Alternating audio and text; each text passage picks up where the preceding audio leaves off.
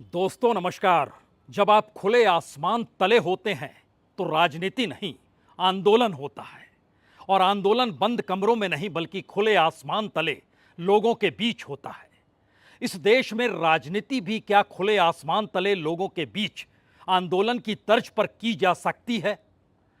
मौजूदा वक्त की परिस्थितियां इस देश को परेशान कर रही होगी, क्योंकि इस देश के भीतर में बीते 10 बरस की राजनीतिक सत्ता जो प्रधानमंत्री मोदी की रही, उसमें लगातार यह देश अलग अलग राजनीतिक दलों के जरिए एक ऐसे आंदोलन को खोजते रहा जिस आंदोलन के जरिए भारतीय राजनीति में कोई बदलाव आ सके।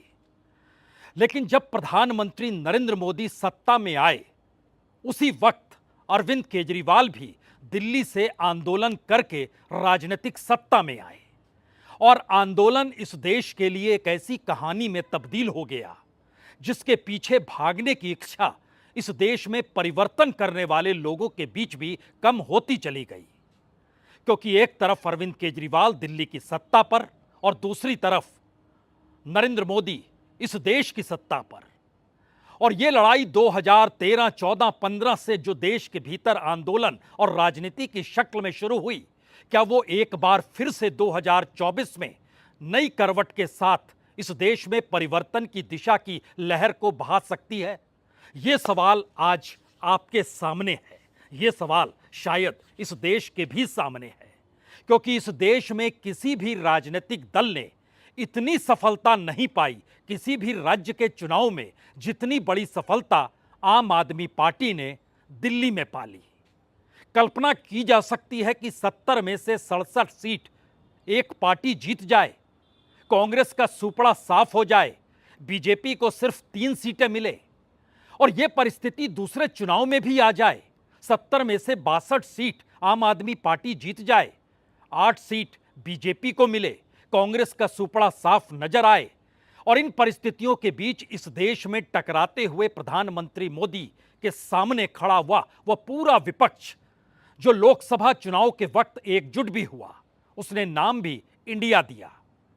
लेकिन यह सवाल लगातार इस देश के भीतर गूंजता रहा, क्या यह देश एक किसी आंदोलन के लिए तैयार है, या फिर अरविंद केजरीवाल या कहें अन्ना हजारे के जरिए दिल्ली में जो आंदोलन हुआ था और उस वक्त आम लोगों के बीच घूमते टहलते आम आदमी पार्टी के नेता से पहले जो इंडिया अगेंस्ट करप्शन के मार्फत चल रहे थे, वही राजनीति सत्ता तक उन्हें पहुंचा देगी?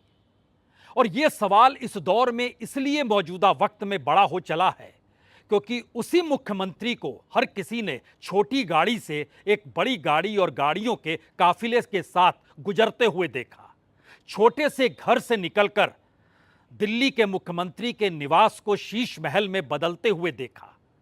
इस दौर में आरोपों की फहरिस्त कमोवेश हर डिपार्टमेंट के साथ जुड़ती चली गई। नौकरशाहों के साथ मारपीट हो, तबादले हों, या फिर नौकरशाही और दिल्ली के विधायक या मुख्यमंत्री का आपस में टकराना हो। परिस्थितियां इतनी विकट क्या हो जाएगी इन 10 वर्षों में, जहां पर यह सवाल पैदा हो गया कि दरअसल अब केंद्र की सत्ता चाहती नहीं है कि दिल्ली में अरविंद केजरीवाल की सत्ता बची रहे। इसीलिए आरोपों की फहरिस्त में सत्येंद्र जैन जेल गए, इसी आरोपों की फहरिस्त में मनीष सिसोदिया जेल गए, इसी आरोपों की फहरिस्त में संजय सिंह जेल गए और इन्हीं आरोपों की फहरिस्त के चलते अरविंद केजरीवाल यानी दिल्ली के सीएम को भी जेल जाना पड़ा। एक एक करके सभी जेल से निकले, सत्येंद्र जैन वहीं पर है, लेकिन आरोपों की फहरिस्त में सीबीआई और ईडी इस देश में सबसे बड़े खलनायक के तौर पर उभरी। और सवाल दिल्ली का नहीं हुआ, पहली बार सवालों के केंद्र में केंद्र की सत्ता यानी मोदी सत्ता आकर खड़ी हो गई, जिसके सामने समूचा विपक्ष हाथ में हाथ मिलाकर खड़ा था। और यह सवाल इस देश में लगातार बड़ा होते चला जाता रहा कि दरअसल जिस राजनीति को नरेंद्र मोदी साधते हैं, जिस राजनीति को अमल में लाने का काम देश के गृह मंत्री अमित शाह करते हैं, क्या उनसे राजनीतिक तौर पर दो दो हाथ किए जा सकते हैं, या फिर अतीत के आंदोलनों को दोहराने की जरूरत आ पड़ी है? उस दौर को याद कीजिएगा तो हो सकता है आपको जंतर मंतर याद आए, हो सकता है आपको रामलीला मैदान याद आए, हो सकता है आपको दिल्ली से सटा हुआ एनसीआर का इलाका और वहां पर कौशाम्बी में एक छोटा सा घर, वह भी याद आए। वो दौर वाकई अलग था, ये दौर वाकई अलग है।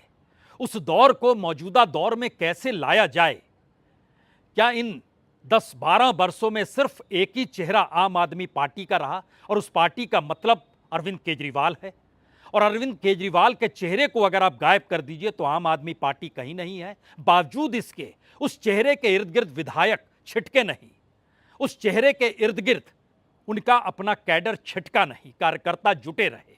और होते होते परिस्थितियां ऐसी आ गई कि चंडीगढ़ में चुनाव हुआ पार्षदों का और उसके बाद महापौर चुना गया, वहां पर भी आम आदमी पार्टी ने दखल दे दी। दिल्ली के भीतर म्युनिसिपल चुनाव हुए, वहां पर भी उसकी सत्ता लौटी आई। लेकिन दूसरी तरफ कोई दूसरी पॉलिटिकल पार्टी नहीं, क्योंकि इस देश के भीतर में एक ही व्यक्ति के इर्द गिर्द समूची देश की राजनीति चल रही थी और वो नाम प्रधानमंत्री नरेंद्र मोदी का। आज प्रधानमंत्री नरेंद्र मोदी का जन्मदिन है, जिनकी ताकत 2014 के बाद से कैसी बढ़ती चली गई यह छुपा नहीं है। लेकिन आज सवाल इसलिए बड़ा है क्योंकि प्रधानमंत्री नरेंद्र मोदी के जन्मदिन के दिन दिल्ली के मुख्यमंत्री अरविंद केजरीवाल ने अपना इस्तीफा एलजी को सौंपकर एक ऐसा गिफ्ट दे दिया जो गिफ्ट गले की फांस बीजेपी के लिए बन गया, जो गले की फांस एलजी के लिए बन गया। क्योंकि अगर एक तरफ बीजेपी हो या आरएसएस हो, चेहरा एक ही है नरेंद्र मोदी का, तो दूसरी तरफ दिल्ली और आम आदमी पार्टी का जिक्र होगा तो चेहरा एक ही है अरविंद केजरीवाल का। और अरविंद केजरीवाल अगर एक चेहरे के तौर पर राजनीतिक पहचान पाए हुए अपनी पार्टी के साथ क्षेत्रीय होते होते राष्ट्रीय पार्टी में तब्दील हो गए, अलग अलग जगहों पर राजनीतिक दखल देते हुए नजर आए, और जब उन्होंने ही पद छोड़ दिया तो अब एलजी की भूमिका क्या होगी? एलजी अभी तक दिल्ली के जिन मुद्दों को रोक रहे थे, एलजी के दफ्तर में 78 फाइलें पड़ी हुई हैं। दिल्ली के 14 डिपार्टमेंट से जुड़ी हुई 78 फाइलें, 6 और फाइलों का जिक्र कीजिएगा तो वो नौकरशाही से जुड़ी हुई फाइलें हैं जो एलजी के घर में पड़ी हुई है, ऑफिस में पड़ी हुई है या उनकी मेज पर पड़ी हुई है। और दिल्ली की सरकार कोई काम इसलिए नहीं कर पा रही है क्योंकि सुप्रीम कोर्ट ने जब यह कहा कि जनता ने आम आदमी पार्टी को चुना, अरविंद केजरीवाल को चुना, तो ताकत तो उन्हीं के पास रहनी चाहिए। लेकिन अगर संसद चाहती है कि पावर उनके पास नहीं रहे तो फिर वो बिल लेकर आ जाए और तमाम पावर जिसे सौंपना है सौंप दे। और एक क्षण, एक दिन का वक्त नहीं लगाया और देश के प्रधानमंत्री या कहें बीजेपी बिल लेकर आ गई संसद के भीतर, जहां सारे अधिकार एलजी को सौंप दिए गए। यानी दिल्ली के मुख्यमंत्री की ताकत एलजी के हाथों में है? जी नहीं। दरअसल अरविंद केजरीवाल के आंदोलन से राजनीतिक सत्ता को साधने की पूरी प्रक्रिया मौजूदा वक्त में राजनीतिक तौर पर एलजी के जरिए बीजेपी ने अपने हाथों में समेटी। और अब सवाल यह है कि जब आतिशी को मुख्यमंत्री के पद पर लाया गया है, शपथ उन्होंने अभी ली नहीं है, तारीख तय हुई नहीं है, लेकिन अब रणनीति बननी है कि एलजी की भूमिका दिल्ली के कामों को रोकने को लेकर या साथ चलकर आगे बढ़ाने को लेकर होने वाली है, या फिर जिस राजनीति को साधने का काम एलजी को केजरीवाल के समानांतर खड़ा कर और ज्यादा ताकत देकर जब उन्हें बड़ा किया गया, तो अब मौजूदा वक्त की राजनीति क्या कहेगी? क्योंकि अरविंद केजरीवाल खुले आसमान तले लोगों के बीच निकलने के लिए तैयार है और प्लान बहुत बड़ा है। उस प्लान पर हम आए उससे पहले नई मुख्यमंत्री आतिशी, जिन्होंने शपथ अभी ली नहीं है, लेकिन इसका एहसास करा दिया कि अरविंद केजरीवाल की राजनीति का मतलब है क्या, और उनके आंदोलन के दौर की परिस्थितियों से उनके मुख्यमंत्री बनने तक को लेकर दिल्ली की जनता अगर उनके साथ खड़ी हुई तो दोबारा वो परिस्थितियां दिल्ली के भीतर जीवित होने वाली है। ये संकेत आज आतिशी ने दे दिए। अगर अरविंद केजरीवाल जैसा ईमानदार मुख्यमंत्री नहीं होगा तो दिल्ली में बिजली फ्री नहीं मिलेगी। अगर अरविंद केजरीवाल जैसा मुख्यमंत्री नहीं होगा तो सरकारी स्कूल नहीं अच्छे होंगे। अगर अरविंद केजरीवाल जैसा मुख्यमंत्री नहीं होगा तो मोहल्ला क्लिनिक बंद हो जाएंगे। अगर अरविंद केजरीवाल जैसा मुख्यमंत्री नहीं होगा तो महिलाओं को फ्री बस यात्रा नहीं मिलेगी। तो अब दिल्ली की मुख्यमंत्री आतिशी होंगी। आतिशी अन्ना हजारे या अरविंद केजरीवाल या इंडिया अगेंस्ट करप्शन या उस दौर की परिस्थितियों में आंदोलन की तर्ज पर उनका चेहरा कभी सामने नहीं था, क्योंकि वह उस वक्त आंदोलन से जुड़ी ही नहीं थी। यानी राजनीतिक तौर पर पहली बार दिल्ली की सत्ता उन लोगों के हाथ में है जो आंदोलन में नहीं थे। तीन चेहरे हैं जो आंदोलन की तर्ज पर 2013 से 2024 तक आप देख सकते हैं। उसमें एक अरविंद केजरीवाल है जो अब मुख्यमंत्री नहीं है। दूसरा चेहरा मनीष सिसोदिया का है जो डिप्टी सीएम बने लेकिन वह भी डिप्टी सीएम नहीं है। तीसरा चेहरा गोपाल राय का है जो सामान्य तौर पर मंत्री तो हैं अभी, लेकिन अब पूरी की पूरी कैबिनेट डिसॉल्व होती है, नए मंत्रिमंडल में उनको शायद जगह नहीं दी जाएगी, क्योंकि आंदोलन की शक्ल में चलने वाले चेहरे आंदोलन की तर्ज पर अब नहीं रहेंगे। कुछ विधायक जरूर हैं जैसे दिलीप पांडे हैं, लेकिन सवाल है कि दिल्ली के मंत्रियों की पहचान जो राजनीतिक तौर पर हो और अब दिल्ली में एक नए आंदोलन की शुरुआत करने की दिशा में जो अरविंद केजरीवाल बढ़ना चाहते हैं, इन दोनों के बीच एक मोटी लकीर दिखाई देनी चाहिए। यह बहुत साफ तौर पर प्लानिंग है। यह एक ऐसी योजना है जिसमें आपको एक क्षण के लिए 2013, 14, 15 उस दौर के आंदोलन के वक्त याद आने लगेंगे और राजनीतिक तौर पर मौजूदा वक्त की दिल्ली सरकार को रोकने का जो भी प्लान अपने तौर पर, चाहे वो एलजी के जरिए बनाया गया हो, चाहे सीबीआई और ईडी या आईटी के नोटिसेस के जरिए बनाया गया हो।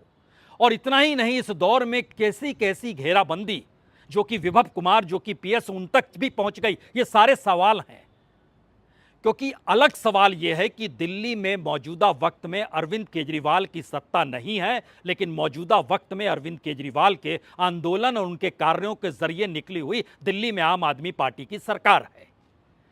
वक्त सिर्फ 3 महीने का है।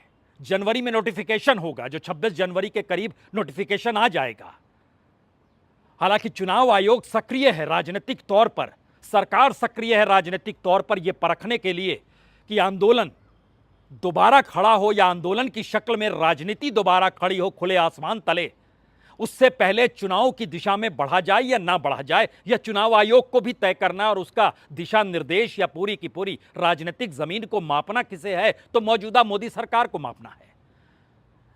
यानी इस दौर में राजनीतिक परिस्थितियों के विपरीत परिस्थिति एक झटके में अरविंद केजरीवाल ने बीजेपी सरकार के सामने लाकर रख दी। उनके पास ना कोई चेहरा है, ना नेताओं की वो कतार है, ना कैडर है। एमसीडी भी गंवा चुके हैं। निशाने पर केजरीवाल, जिनके पास अब सत्ता नहीं। दिल्ली के कार्यों को लेकर क्या होगा, क्योंकि 14 मंत्रालय तो पहले से आतिशी संभाल ही रही थी जब सबको जेल में डाल दिया गया। यानी ऐसी विकट परिस्थिति है जहां पर आप कह सकते हैं कि एलजी की मौजूदगी दिल्ली में अरविंद केजरीवाल की जिस राजनीति को रोकने के लिए स्थापित की गई, अब उस एलजी की राजनीतिक पहल नहीं बल्कि उनकी अपनी गवर्नेंस के तौर तरीकों के दरवाजे पर तो ताला लग गया। अब वो किसे साधेंगे, कैसे साधेंगे? आतिशी आई, पिछली बार चुनाव में कालका जी से जीती, इस बार मुख्यमंत्री बन गई। यहां से नहीं, यहां भी स्टीफन से भी पढ़ी और ऑक्सफोर्ड में भी पढ़ी हैं, जहां से मास्टर्स की है, एजुकेटेड है। उनके साथ आप धर्म और जाति की राजनीति जोड़ नहीं सकते हैं, जिसके आश्रय आप कहें कि इसको जोड़ने का प्रयास किया गया, ऐसा भी कुछ नहीं है। तो ये एक ऐसी परिस्थिति पहली बार दिल्ली के इर्द गिर्द की उस राजनीति को घेर रही है या कटघरे में खड़ा कर रही है, जहां पर इससे पहले अलग अलग तरीके से केजरीवाल को घेरने के प्रयास जरूर हुए, लेकिन पहली बार कि अब खुद प्रधानमंत्री मोदी की राजनीति इस दायरे में आकर फंस गई। यह सवाल 3 लहजों में सबसे बड़ा है। पहला सवाल तो यह है कि दिल्ली के स्कूल, दिल्ली के अस्पताल, दिल्ली में फ्री बस सर्विस, दिल्ली में बुजुर्गों का ध्यान, दिल्ली में झोपड़पट्टियों के लिए राहत की व्यवस्था, दिल्ली के भीतर मिडिल क्लास का अरविंद केजरीवाल से दूर का रिश्ता बनाना, दूर हो जाना, और इन सब के बीच बीजेपी की अनूठी राजनीति के केंद्र में बीते 10 वर्षों से आम आदमी पार्टी नहीं, अरविंद केजरीवाल ही रहे। अरविंद केजरीवाल का नाम जब जब बीजेपी ने नहीं लिया, किसी ने समझा ही नहीं निशाना किस पर साधा जा रहा है। यानी यह नाम उस राजनीति के केंद्र में आकर खड़ा उस तरीके से ही हो गया जैसे इस देश की राजनीति के बीच प्रधानमंत्री मोदी खुद आकर खड़े हो गए। और जिन मुद्दों के आश्रय राजनीति साधने का जिक्र इससे पहले होता रहा, क्या दोबारा उस राजनीति को साधने के लिए अब एक आंदोलन और नई तर्ज के आंदोलन की शक्ल में अरविंद केजरीवाल निकलेंगे? हमें लगता है यहां कुछ चंद तस्वीरें आपको पुराने दौर की देखनी चाहिए, आपके दिमाग में याद ताजा हो जाएगी।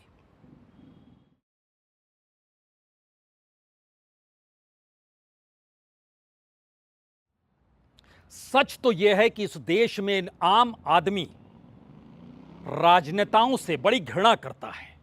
पॉलिटिशियंस उसको अच्छे लगते नहीं हैं क्योंकि उसे पता है हर पॉलिटिशियन एक ही तर्ज का होता है। अरविंद केजरीवाल भी जब आंदोलन की शक्ल में राजनीति में बढ़ने की कदम बढ़ा रहे थे, उस वक्त उनके निशाने पर जो टॉप 15 नेता थे सभी कांग्रेस के थे। आज की तारीख में वो कांग्रेस के साथ खड़े हैं। उस दौर में जो भी करप्शन के चार्जर जिन भी नेताओं पर उन्होंने लगाए, आज की तारीख में वो साथ खड़े हैं।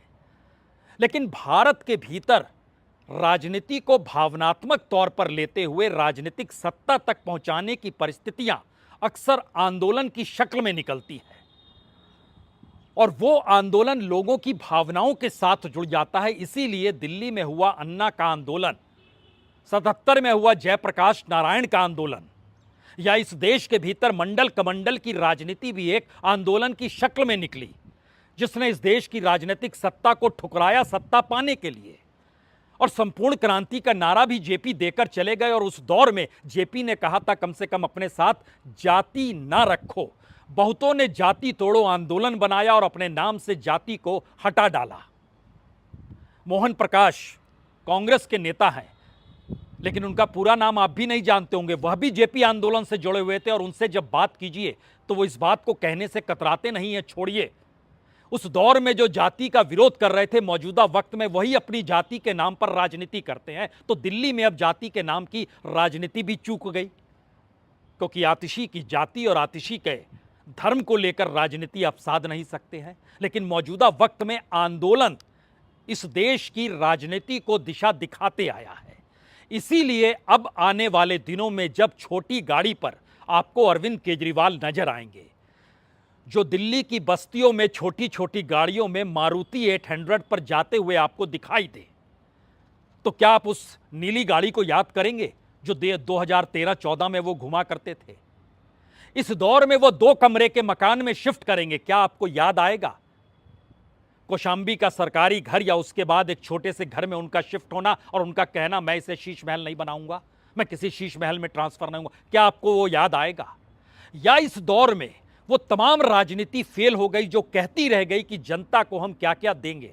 और इस देश के भीतर की राजनीतिक सच की परिस्थिति यह है कि जो भी ऐलान किसी भी पॉलिटिकल पार्टी ने किया, चाहे मुफ्त बिजली का हो, मुफ्त पानी का हो, लाभार्थी के तौर पर बैंक खाते में पैसा पहुंचाना हो, महिलाओं को कोई 1000 दे रहा है, कोई 1200 दे रहा है, कोई 1500 रुपए दे रहा है, अगर इसकी शुरुआत सही मायने में परखें या समझे तो दिल्ली में अरविंद केजरीवाल की उस राजनीति के साथ शुरू हुई जहां पर उन्होंने बहुत साफ तौर पर कहा पैसा कॉरपोरेट को क्यों, बड़े लोगों को क्यों, आम लोगों को क्यों नहीं? जो रेवेन्यू मिलता है उसका बड़ा हिस्सा उन्हें क्यों नहीं दिया जा सकता है?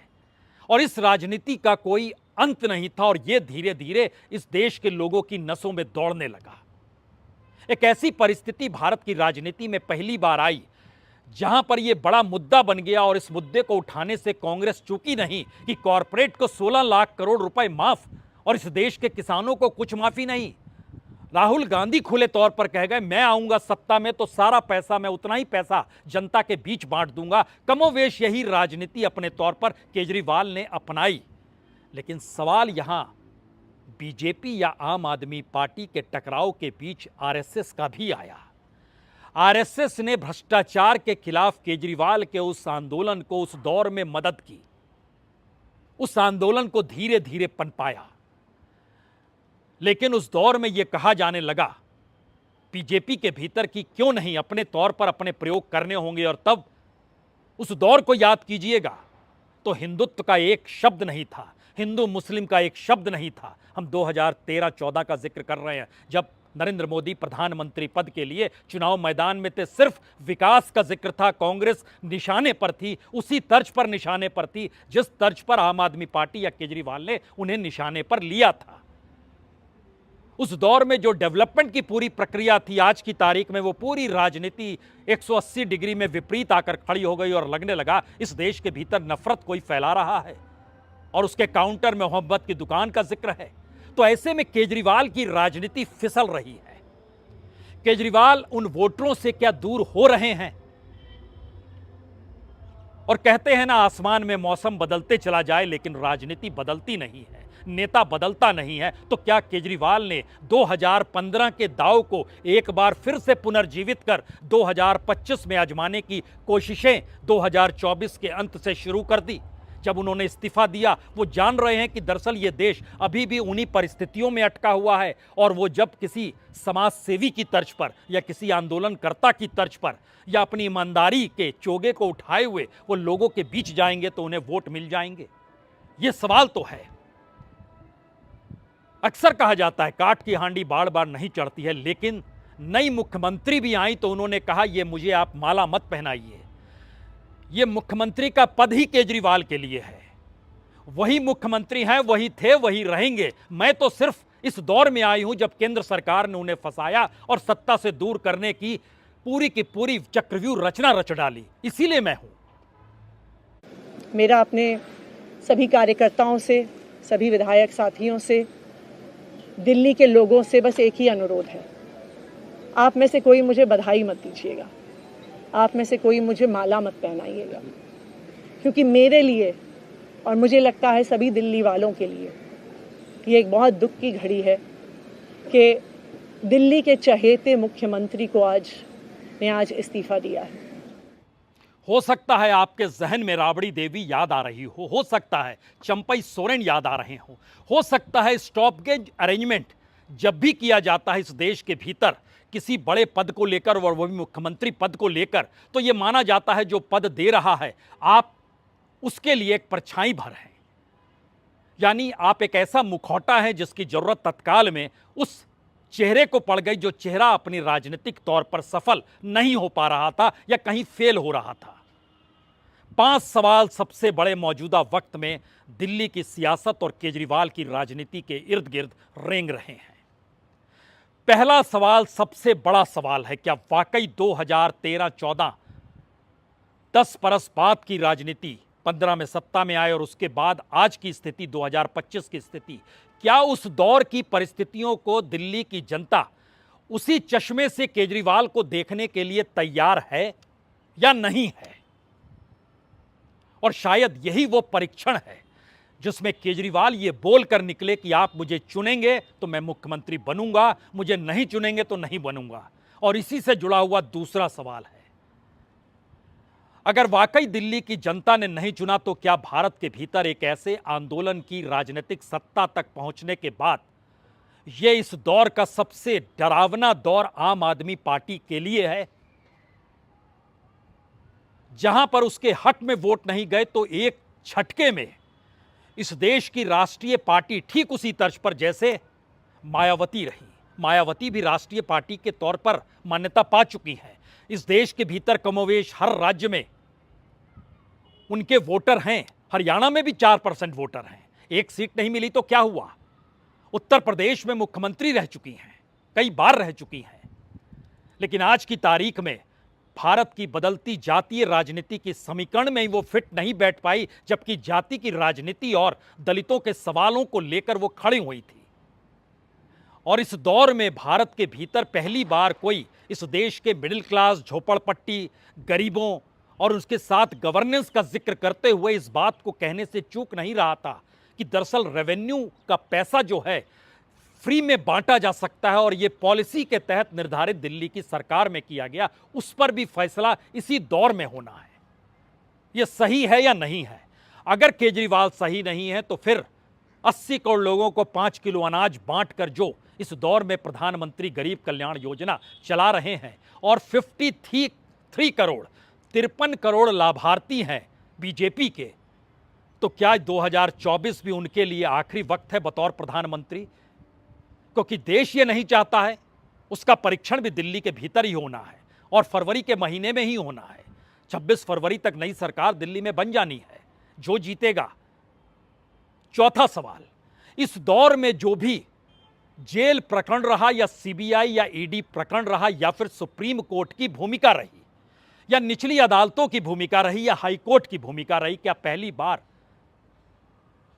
दिल्ली अपने चुनाव के जरिए यह तय करेगा कि दरअसल पूरी भूमिका नौकरशाही की, ब्यूरोक्रेसी की, मीडिया की, सेंट्रल गवर्नमेंट के गवर्नेंस के तौर तरीकों की यह सही है या नहीं है? यह भी अरविंद केजरीवाल के साथ दिल्ली के चुनाव में जुड़ जाएगा। पांचवां सवाल, जो सबसे बड़ा सवाल है, हर दौर में भारत के भीतर की जनता एक नायक को खोजती है। वो नायक, उसके भीतर के तत्व कहीं ना कहीं महात्मा गांधी की तर्ज पर होते हैं। इसीलिए अगर आप रामलीला मैदान में अरविंद केजरीवाल के आंदोलन को याद कीजिएगा तो उनके पीछे जो तस्वीर लगी हुई थी, जो अन्ना बैठे थे अनशन पे, पीछे तस्वीर भगत सिंह की नहीं थी, बाबा साहब अंबेडकर की नहीं थी, महात्मा गांधी की तस्वीर थी पीछे। और महात्मा गांधी का ही पाठ करते करते, झंडा लहराते लहराते भारत की राजनीति में यह आंदोलन इस तरीके से दखल दे गया कि एक झटके में बरसों बरस की चली आ रही कांग्रेस की सत्ता दिल्ली से सुपड़ा साफ हो गया। बीजेपी की राजनीति को जमीन सुंघा दी उसने। और यह देश बार बार कहीं ना कहीं उस नायक को खोज रहा है जिसमें उसे महात्मा गांधी के अंश दिखाई दे जाएं। राहुल गांधी इस दौर में उस अंश को जीना चाहते हैं, लेकिन क्या जनता उनके साथ खड़ी है? इसका फैसला भी हरियाणा से शुरू हो जाएगा, क्योंकि लोकसभा चुनाव के भीतर उनकी सीटों का 99 होना या इंडिया गठबंधन को लाभ मिलना या बीजेपी का अल्पमत में आ जाना, 240 सीटों पर अटक जाना, सवाल अब अलग अलग राज्यों की अलग अलग राजनीति के भीतर जाति के ध्रुवीकरण के वोटरों को तोड़ पाना, सांप्रदायिकता के वोटर ध्रुवीकरण को तोड़ पाना, इस दौर में जो मुफ्त में रेवड़ियां बांटी जाती है उसके खिलाफ की परिस्थितियों को खड़ा कर पाना, या इस देश में आम लोगों के साथ ईमानदारी के साथ राजनीति के पाठ को पढ़ना, क्या ये परिस्थिति जीवित हो पाएगी या नहीं हो पाएगी? जिसकी खोज इस दौर में भी इस देश के भीतर है, उसमें भी दिल्ली की चुनाव बड़े मायने रखेंगे। ये पांचवा सवाल इस देश के भीतर लगातार एक नायक को खोजता है। और आखिरी बात तो यही है कि बीते 10 बरस की राजनीतिक पाठ जो एलजी के जरिए पढ़ा गया, पढ़ाया गया, वहां पर ताला लग गया। लेकिन यह कल्पना जन्मदिन के दिन प्रधानमंत्री मोदी ने नहीं की होगी, जब वो अपने जन्मदिन को आज भी भावनात्मक तौर पर अपनी मां के साथ जोड़ने से कतराते नहीं हैं। उस आदिवासी परिवार ने मुझे, मेरी बहन ने खुशी से खीरी भी खिलाई, और जब मैं खीरी खा रहा था तो स्वाभाविक था कि मुझे मेरी मां की याद आना, क्योंकि जब मेरी मां जीवित थी तो मैं जन्मदिन पर हमेशा मां के आशीर्वाद लेने जाता था और मां मेरे मुंह में गुड़ खिलाती थी। लेकिन मां तो नहीं है, आज एक आदिवासी मां ने खीर खिलाकर मुझे जन्मदिन का आशीर्वाद दिया। वाकई बहुत खास दिन है आज का, और इस खास दिन के मौके पर आखिर में सिर्फ एक बात याद रख लीजिए। इस देश में कितने नेता आए, कितने नेता चले गए, कितने नेताओं ने जनता के साथ दगाबाजी की, कितने नेता आंदोलन से निकलकर राजनीतिक सत्ता को पा गए और राजनीतिक सत्ता पर बने रहने की ही मशक्कत में उन्होंने अपनी पूरी राजनीति को बदल डाला। क्या अरविंद केजरीवाल का ये दांव खुद को सत्ता में बनाए रखने के लिए है, या जनता के साथ खड़े होकर जनता के संघर्ष में उसके लिए एक बेहतर जीवन देने के लिए है? शायद असल परीक्षा इस देश में हर नायक की इसी बात को लेकर हो रही है, चाहे वह राहुल गांधी हो, चाहे वह प्रधानमंत्री नरेंद्र मोदी हो, और चाहे आज अरविंद केजरीवाल ही क्यों ना हो। बहुत बहुत शुक्रिया, बहुत बहुत शुक्रिया।